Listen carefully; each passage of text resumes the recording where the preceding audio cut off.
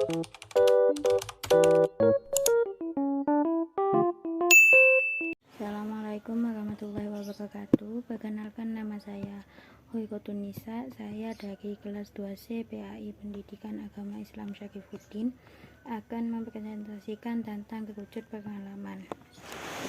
Kerucut pengalaman atau count of experience diperkenalkan oleh Edgar Dale pertama kali pada tahun 1946 dalam bukunya yang berjudul Audiovisual Methods in Teaching, tentang metode audiovisual dalam pengajaran. Kemudian ia merevisinya pada percetakan kedua pada tahun 1954 dan revisi lagi pada tahun 1969. 75%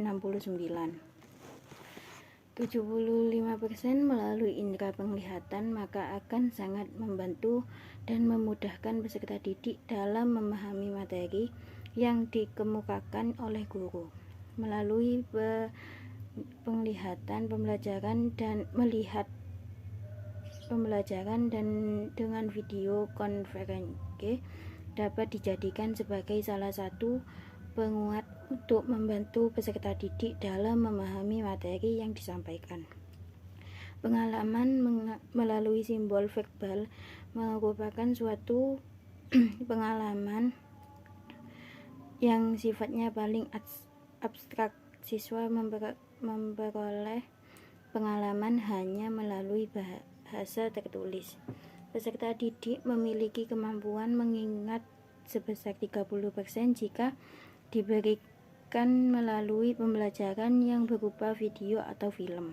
Berdasarkan teori tersebut, dapat disimpulkan bahwa teori media pembelajaran interaktif audio-visual dapat meningkatkan hasil belajar peserta didik, karena dalam tampilan video slideshow yang ditayangkan dalam pembelajaran dapat meningkatkan hasil pembelajaran peserta didik.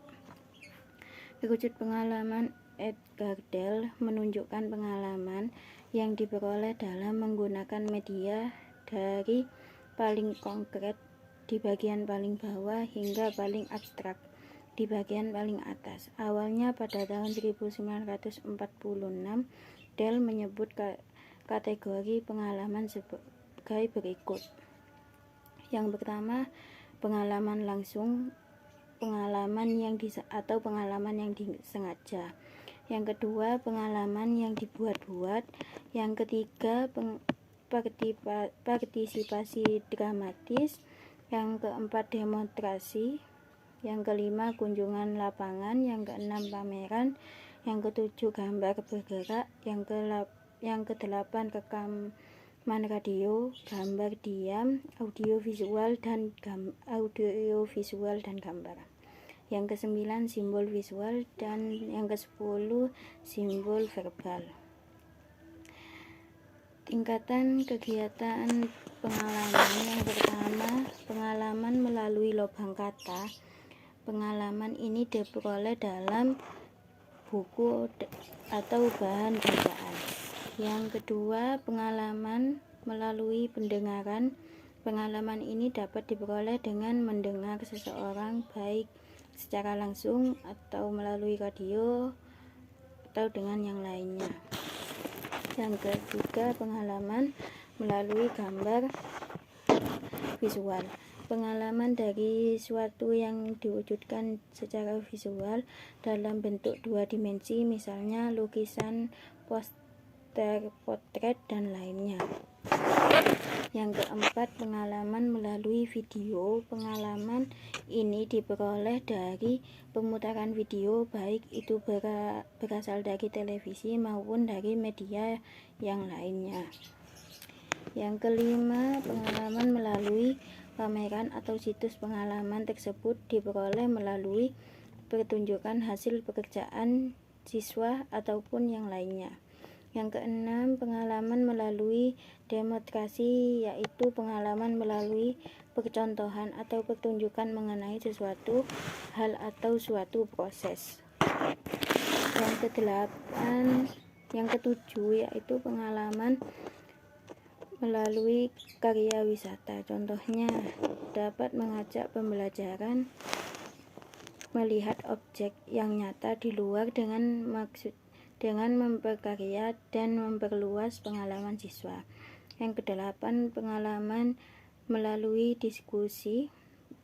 Pengalaman ini dapat diperoleh dengan merancang pembelajaran kelompok sehingga antar pelajar dapat saling berbagi atau bertukar informasi mengenai suatu masalah.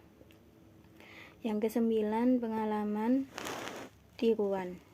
Pengalaman ini diperbolehkan melalui benda-benda atau kejadian tiruan yang sebenarnya. Yang kesepuluh, pengalaman langsung. Pengalaman ini diperoleh dengan berhubungan secara langsung dengan benda, kejadian, atau objek yang sebenarnya.